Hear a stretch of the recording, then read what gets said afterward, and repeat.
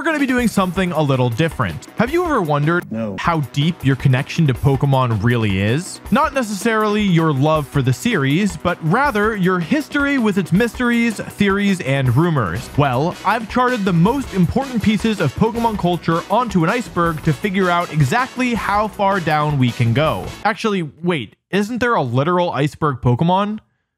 That's better. Now put on your scuba gear and let's head on down. Let's start you off with a softball. You might be aware that Ekans spelled backwards is snake and Arbok spelled backwards is cobra. But did you know that Aerodactyl spelled backwards is Litcadoria? Oh, brother. Alright, for real now.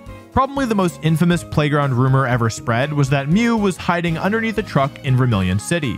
I have no idea how this rumor started or why Mew would be hiding underneath a truck in the first place, but this theory somehow spread like wildfire. In order to get to this truck, you'd need to have a Pokemon that knows Surf, and the SS Anne cannot have departed yet. Once the SS Anne leaves, the game cuts off the player's access to the water in this area. The way around this is to intentionally black out on the ship after obtaining the Cut HM, sending you back to the Vermilion Pokemon Center, and avoiding the game triggering the SS Anne departure. After you get the ability to surf, come back and you'll be able to reach the truck, and get nothing. In Fire Red and Leaf Green, getting to this area awards you a lava cookie for some reason. Whether this was Game Freak having fun or being passive-aggressive, it shows just how far-reaching this urban legend became. In Let's Go Pikachu and Eevee, you get a revive instead. Most likely a nod to having revived Kanto for the 100th time.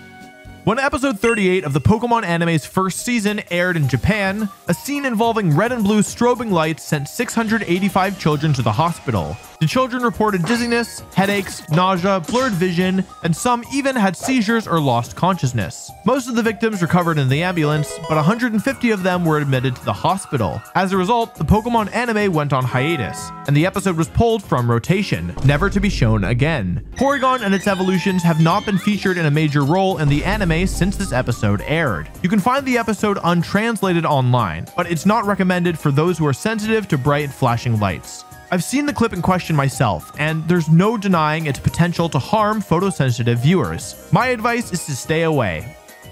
Ash has been the main character of the Pokemon anime for over 20 years now. He's traveled across 7 regions, collected every badge, and competed in every Pokemon League. So why does the anime still say he's 10 years old? If the anime has really taken place all within a year, then that means multiple episodes would have to have transpired within the same day. There are currently over 1,200 episodes and 19 movies that take place within the anime's canon. Even if 3 episodes all took place within one day, that would still be more than a year. To make matters worse, there are multiple contradictions within the anime that allude to a year having passed, even in the show's first season, episode 63 to be exact. In this episode, Misty claims it's been a year since they visited Viridian City. You can find several moments like this throughout the series, and yet, everyone still refers to Ash as a 10-year-old. Is he lying about his age? Is every new region a complete reboot? Is it a dub error? The truth is, we'll never know. So for now, form whatever headcanon you'd like. There is, however, a much darker theory. One of the most common answers for the anime's wacky timeline is that Ash died or was put into a coma at the end of the pilot episode.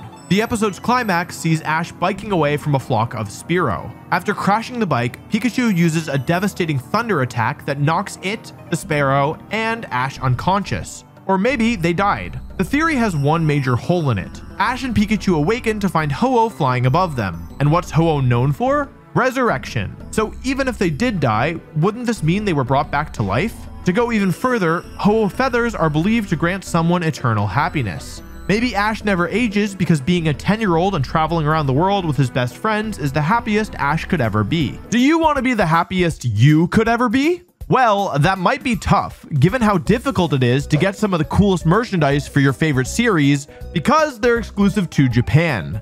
That's where Buyee comes in, the sponsor of today's video.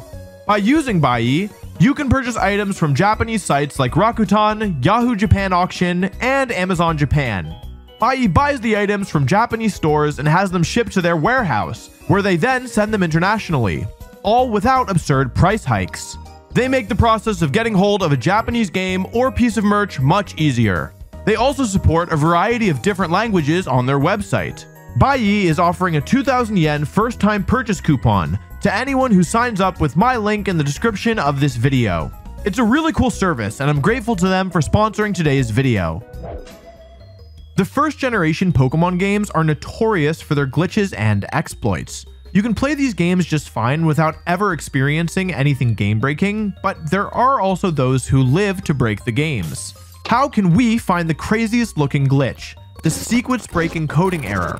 Unused content? Missing No, short for a missing number, was the poster child for this. It's nothing more than a bunch of scrambled pixels squished into two conjoining rectangles. But why is it a flying and normal type? Missing No is so ingrained in Pokemon's mythos that fans have even called for it to become part of the game's canon. Some believe it to be what happens when you leave a Pokemon in its Pokeball for too long. Others say the 36 different Missing No are Pokemon that were cut from the original Pokedex, since they each get a corresponding index number within the data. Fans have tried trading it and attempting the glitch in other games, but there's still no explanation for its strangeness. Nintendo even addressed it, calling it nothing more than a programming quirk. Yeah right, Nintendo, we're on to you. You're probably aware that Mewtwo is a genetically altered clone of Mew, but there's no way they made it on the first try, right? There had to have been some failures. That's where Ditto comes in. I mean, look at them. They're both pink, they both know Transform, they can both use any move in the game. And the biggest factor, Ditto can be found in the Pokemon Mansion, the very same place Mew was cloned. The story of the legendary dog trio, which, by the way, are actually cats, since they're based on a lion, tiger, and a leopard, aka felines. Anyway, in Gen 2, the legendary cats are said to have been Pokemon resurrected by Ho-Oh after dying in a fire. A fan theory suggests that they were originally Flareon, Jolteon, and Vaporeon.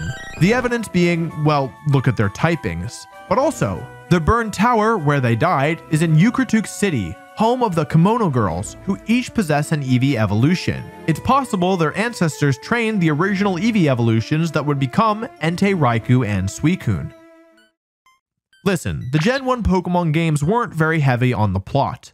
This has led many fans to create their own interpretation of events. The Pokemon Tower in Lavender Town is a multi-story Pokemon graveyard. Don't ask me how that works, I don't know. Once you reach this tower, you'll find your rival on the second floor. But what's he doing there to begin with? Battling him here, you'll notice his lineup is a little bit different than it was on the SS Anne. Fans have speculated that in your last battle with Blue, Raticate was either killed or died of its wounds before reaching the Pokemon Center. Blue is at the Pokemon Tower because he's mourning his dead Raticate. These games came at a time before Pokemon was a billion-dollar franchise made for kids. There are tons of morbid Pokedex entries and story implications you could make from them. It's totally possible that this was the reason Blue was in Pokemon Tower. I, for one, love how open-ended it is because it gives us the freedom to create our own lore. If we had a simple cut-and-dry answer, we wouldn't be discussing these games 25 years later. So, while this theory might be pretty morbid, you can just choose not to believe it. In Vermilion City, you'll face off against the Electric-type gym leader, Lieutenant Surge, who claims to have fought in a war. However, every other war mentioned in the series took place over 100 years ago. Surge's dialogue alludes to having used electric Pokemon in battle, so it's safe to assume Pokemon fought alongside their trainers. Thus, the fan theory, the Great Pokemon War, was born. Nobody knows why this war started or who else was involved, but many have used it to explain some of Kanto's other mysteries. Did Red's father and Blue's parents all die in battle? Are the underground paths actually bomb shelters? Is the war to blame for Kanto's lack of any entertainment venues? That is for you to decide. But remember, Lieutenant Surge's nickname is the Lightning American. So according to the games, America is a thing in this universe too. Same with China and Guyana according to Arcanine and Mew's respective Pokedex entries. Ash even calls out the state of Minnesota in the anime's first movie. As I mentioned earlier, these games don't really handle their lore very well. When we do actually get an explanation, it often leads to more questions than answers. Almost every generation attempts to create a rich history for their region, but when you're dealing with god Pokemon, apocalyptic catastrophes, and alternate universes, things are bound to get a little muddled. Nevertheless, fans have attempted to piece it all together into one timeline. The biggest issue with this timeline is that it's not concrete and has to be constantly rearranged with every new generation.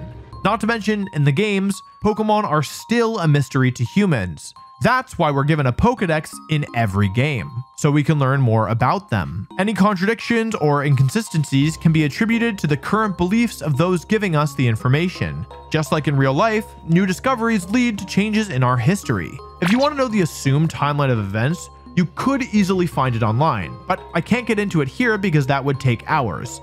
Just look at this. In Ruby, Sapphire, and Emerald, you can find an old man in Pacific Lodge Town staring out his window. When spoken to, he'll tell you whether or not he sees Mirage Island, a mysterious piece of land that only appears if you have a Pokemon with the same ID number. Every day, the game will generate a random number. If a Pokemon in your party has that exact number as their ID, the island will be made accessible on Route 130. With a full team of 6, you have a 1 in 10,923 chance of reaching Mirage Island. For comparison, the odds of finding a shiny Pokemon in Sword and Shield without any gimmicks is 1 in 4,096. And think about how long that takes. Why do people do this?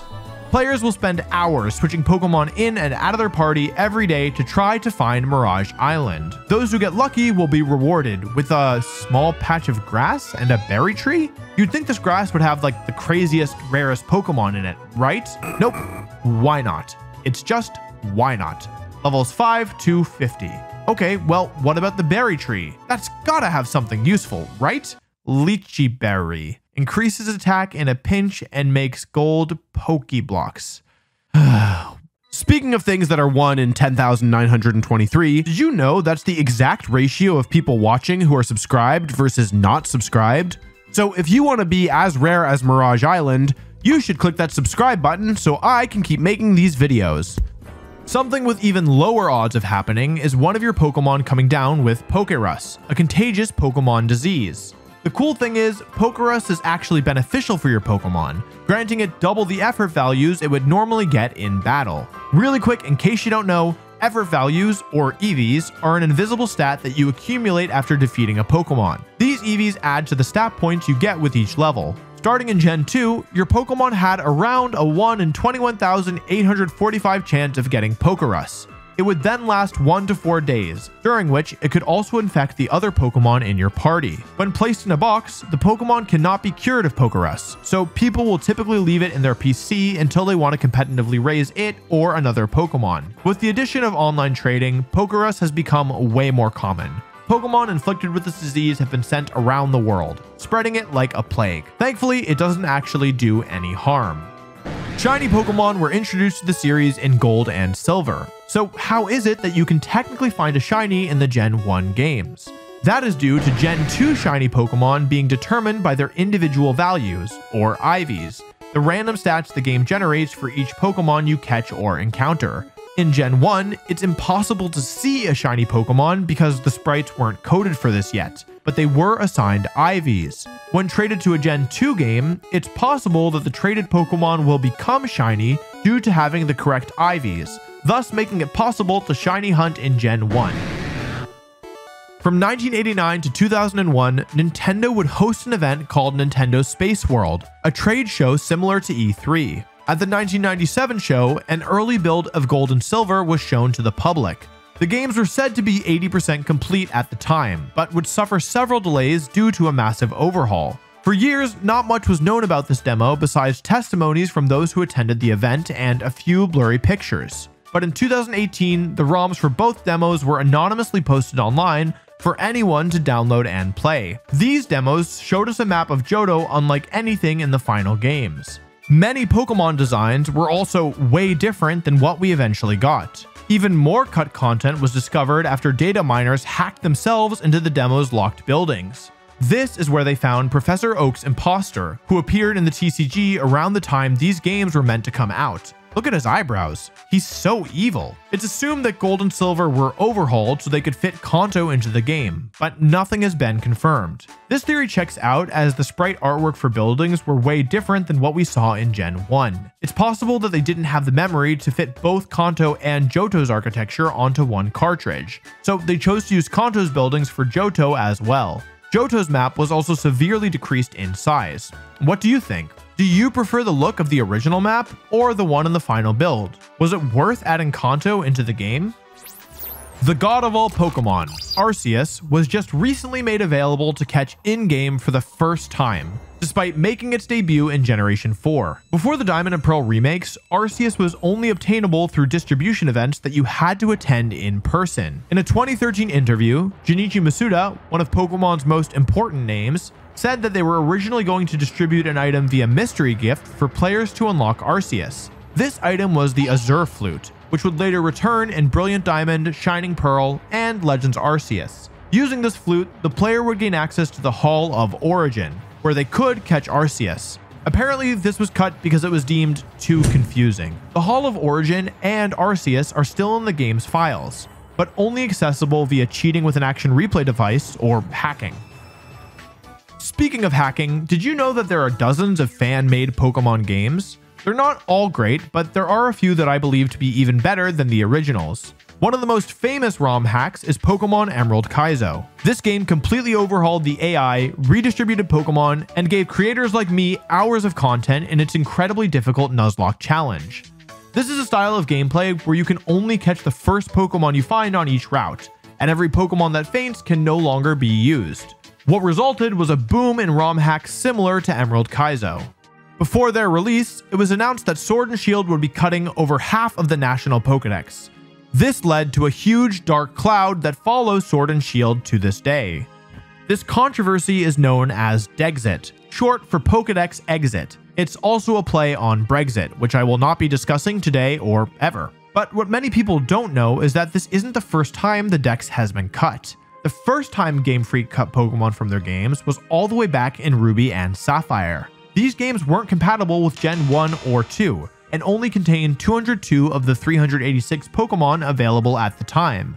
Pokemon had only existed in North America for 5 years at this point. You're telling me I'm losing all the Pokemon you told me to catch, and I won't be able to catch them again? To be honest, this wasn't that big of an issue for me since I only had 3 brain cells, but to those who wanted to trade their Pokemon up to Gen 3 or complete the National Dex, it was probably a huge disappointment. What's even worse is that they made you buy 6 different games to do it, and you'd better have the right hardware to make the trades. As you can imagine, this would cost you hundreds of dollars unless you had friends that owned the games you didn't and were willing to spend hours trading with you. Like most animes, a manga was published to accompany it. However, Pokemon's manga was not adapted into the Pokemon anime we know today. Instead, the manga follows the story of the games and is much darker, at least in its first volumes. I mean, a Charmeleon straight up cuts an Arbok in half. 5 of Kanto's gym leaders are part of Team Rocket. Part of Vermilion City gets blown up. It's crazy stuff. And the wildest part is that the creator of Pokemon has said that the manga most resembles the world he was trying to convey. The CEO of Pokemon has even endorsed the manga, saying he wants every Pokemon fan to read it. I've heard great things about it, but apparently the later volumes aren't so great. Rumors that Arcanine was originally meant to be a legendary started when this picture from the anime was shared online. The picture depicts Arcanine alongside the legendary birds. Furthermore, Arcanine's Pokédex entries in the games and the anime describe it as a legendary Pokemon. It's also the only Pokemon with legendary as its Pokemon category. The claim has yet to be corroborated, but maybe someday we'll know the truth. Would you have preferred Arcanine as a legendary? I think he's a good boy either way. Pokemon X and Y are notorious for feeling unfinished. The games have all 8 gyms, a huge cast of characters, and a full-fledged story, but one can't help but notice the threads it left untied. We had hoped that Pokemon Z would come out and wrap things up, but 2015 came about with not a single Pokemon game released. Notice anything strange here? Ding ding ding ding ding. In the past, every region usually got an enhanced version or a sequel, but X and Y were our only Kalos games. Did Pokemon Z get scrapped? Let's look at why it might have. First off, Zygarde, the third of the Aura trio, had nothing to do in the story despite being heavily featured in the X, Y, and Z anime. You could catch its 50% form in X and Y, but that was it. In 2015, it was announced that you'd be able to collect Zygarde cells to create its complete form with a Zygarde core, 10% form or 50% form. Later, we would find out this was going to be exclusive to Sun and Moon, not the rumored Z version. There's no way this was the original plan. If you look at a 2020 data leak, you'll notice placeholders for 2 Kalos games set to be released after the Hoenn remakes. Fans also pointed out that the 2 Zygarde cores featured in the anime had different colors. possibly to correspond to what would have been the Kalos sequels. The Pokemon Company has never commented on the subject, but we're all holding out hope that Kalos will get the ending it deserves, whether it be in the form of remakes or a future generation's post-game or DLC. These train tracks from X and Y could lead anywhere after all. Did you know that there's a glitch in the Gen 1 games that allows you to catch any Pokemon in the game's data, even Mew? Bye, have a great... The Trainer Fly glitch is one of the most popular Gen 1 glitches due to how simple and harmless it is. It can even be performed on the Virtual Console versions of these games. But be warned, the Pokemon you catch likely won't be able to transfer up to the current games. To accomplish the glitch, you'll have to have the ability to fly or teleport. Opening the start menu at the exact moment before a trainer wishes to battle you will trick the game into thinking you're supposed to be in a battle. You'll fly or teleport to a Pokemon Center, walk a few steps, and suddenly you'll enter into a battle. Your opponent will be the Pokemon or trainer whose index number matches the special stat of the last Pokemon you fought. So if the last Pokemon you knocked out was this trainer's Slowbro, the game will put you into a battle with Mew since its index number, which is 21 for some reason, matches this specific Slowbro's special stat. Don't ask me why the game does this, I have genuinely no idea. Using the same glitch, you can actually find yourself in a battle with Professor Oak. That's right, the developers programmed Professor Oak to be one of, if not the final battle in the game. We can tell because his Pokemon are all higher levels than the Elite Four and the Champion. 4 of his Pokemon do match your rivals, so it's possible Oak was originally meant to be the champion. His team consists of Tauros, Exeggutor, Arcanine, Gyarados, and get this, the starter that was left behind. At least in some universe, that poor Pokemon had something to do besides sit on that empty counter all day.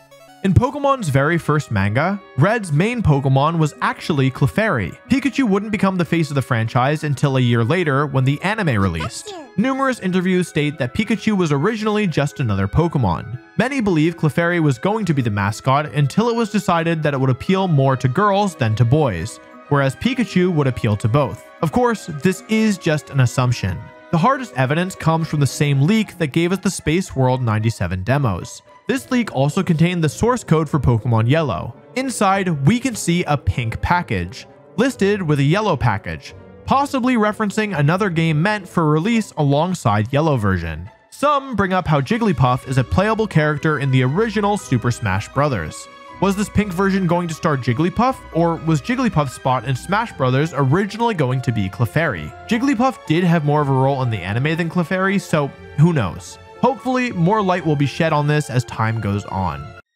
One common mystery that links several Pokemon games and is yet to be explained is the Ghost Girl. Sword and Shield, Sun and Moon, and Diamond and Pearl all feature Ghost Girls. The most famous of the bunch, of course, is the one in X and Y's Lumiose City. Inside one of Lumiose's buildings, you'll find a Ghost Girl who resembles the Hex Maniac trainer class.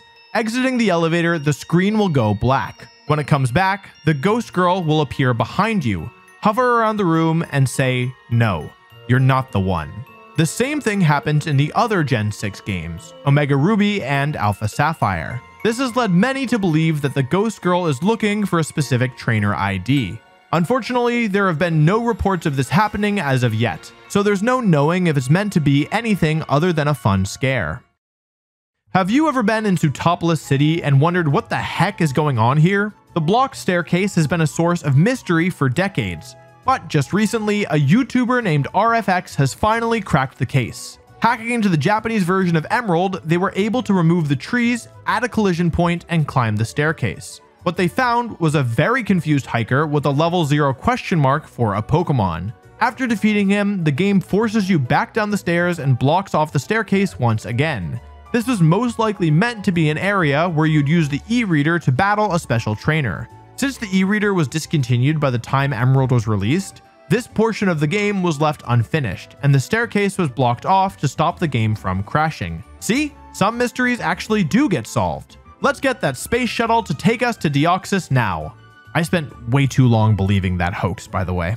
The Pokemon anime's pilot aired in North America on September 8th, 1998. But did you know this actually wasn't the first episode we got? Just one day before, the episode Battle Aboard the SS Anne was aired in select markets as a sneak peek. This episode was most likely picked due to featuring all of the series' core elements.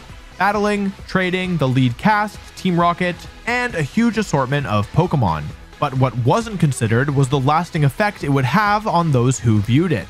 If you've seen this episode, you'll know that it ends on a cliffhanger where the SS Anne sinks along with our main characters. American children weren't just mortified, they were hooked. They would also have to wait almost 3 weeks before seeing how these characters got out of the situation, or if they even would.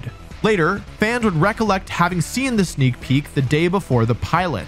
They realized things were a bit different than how the episode played out when it was aired in sequence. For one, the narrator's dialogue was changed, having to introduce the show from its 15th episode to an audience who had no idea what Pokemon even was.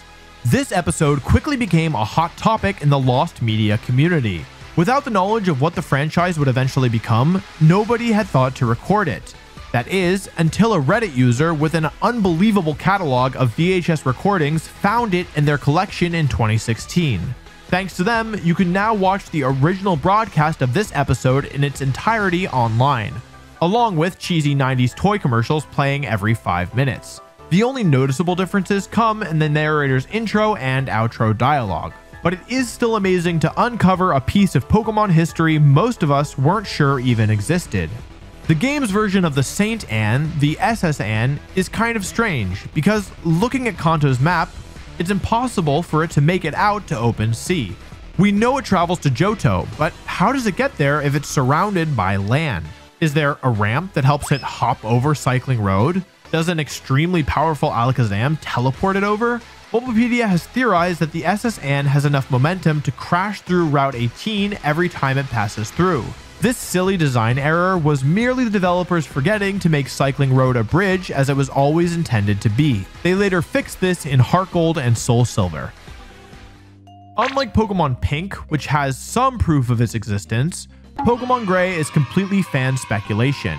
Whereas Reshiram was the mascot of White version and Zekrom was the mascot of Black version, Kyurem was assumed to be the mascot for the eventual Pokemon Gray version. The developers decided to, instead, give us the series' first sequels and make the cover legendaries Kyurem 2 forms. Nevertheless, some fans believe the original plan was to release a Pokemon Gray, but was scrapped due to the poor sales of previous enhanced versions. There are 2 pieces of evidence that could prove Pokemon Gray's existence: a domain name purchased by Nintendo, and the unused Godstone found in Black and White's data. In the games, the Darkstone becomes Zekrom and the Lightstone becomes Reshiram. It's safe to assume the Godstone would become Kyurem. So, although there isn't substantial proof that Pokemon Gray ever made it past the initial pitch, it is possible that a Gray version was planned to be released before the idea for sequels came about. This one is more so a compilation of different theories. Because Ken Sugimori's art style is so distinct, many of his designs tend to have similar features. This has led many to connect Pokemon that seemingly have nothing to do with each other. Like, is Ghastly a dead Cloyster? Is Gengar Clefable's shadow? Is Cubone an abandoned Kangaskhan cub? Many also believe some family lines to have been switched out or replaced. For instance, Butterfree has a striking resemblance to Venonat, but is actually the final evolution of Caterpie. The only thing linking Blastoise to Squirtle and Wartortle is its color and shell. Where did its winged ears go? Why are its eyes so different? Taking a closer look at the leaked Gen 1 beta sprites, you'll find the original pre-evolution for Blastoise. This baby Blastoise was probably cut and merged with the Squirtle line to save space on the cartridge. So it was actually Squirtle and Wartortle that were changed to look like Blastoise, not the other way around. My favorite Pokemon design theory is that Wobbuffet is being controlled by its tail. The thing about this theory is that it's actually backed up by its Pokedex entries and the anime. Many entries mention the tail having a secret and constantly hiding in dark places. If the tail is attacked, Wobbuffet goes into a full-on rampage. In the anime, you'll also notice that the tail always points outward, as if to see what's going on. Those eyes are Wobbuffet's actual eyes. Is this blue orifice just a giant punching bag, or is it another Pokemon being mind-controlled? I love this theory because the mystery is part of Wobbuffet's design concept. On its own, it's just a normal Pokemon, but the tail's secret is something the games and anime continue to allude to this day, and fans have finally figured it out. It's highly unlikely it'll ever be confirmed, but that's part of its charm. Like most of the protagonists in the games, Ash doesn't have a father. He's also rarely mentioned by the characters and the show's creator. For the longest time, we were told that Ash's father is on his own Pokemon journey, but this doesn't have to be a journey in the traditional sense. Many fans point to Professor Oak due to his close relationship to Ash's mom and being a father figure / mentor to Ash. He technically is on a journey to study Pokemon. Another theory suggests Mr. Mime is Ash's father. 1, that's gross. And 2, we know that Delia met Mr. Mime at the end of the anime's first season. So that would... Wait, why am I even talking about this? If Ash's father really were someone we know, I think the character with the most evidence pointing to them is Giovanni. Giovanni rarely comes in contact with Ash, but he's always sending Team Rocket after him. This may be because he wants to keep tabs on his son. Why else would he send his most harmless goons after him? There's no way Giovanni, the leader of a giant crime syndicate, actually thinks one Pikachu is that important. He just wants to make sure his son is okay. And yes, I'm aware that in the newest Pokemon film, Secrets of the Jungle, Ash mentions his father and him having a great relationship, but that's not canon. Did you know the very first trailer for the Pokemon movie actually shows very little footage from the movie we know? In fact, it mostly consists of scenes we've never seen. The teaser shows a girl and 2 women discussing Pokemon as they watch clouds float by. Because one of the women looks like she could be a grown-up Misty, people believe this film was going to be the anime's original ending. The story would have Ash looking back at his final journey as his daughter and Pikachu play in the field nearby. The Mewtwo plot would instead be told in flashbacks. Sorry to rain on anyone's parade, but the film's director has said that the footage was created exclusively for the teaser, and any resemblance to Misty was unintentional.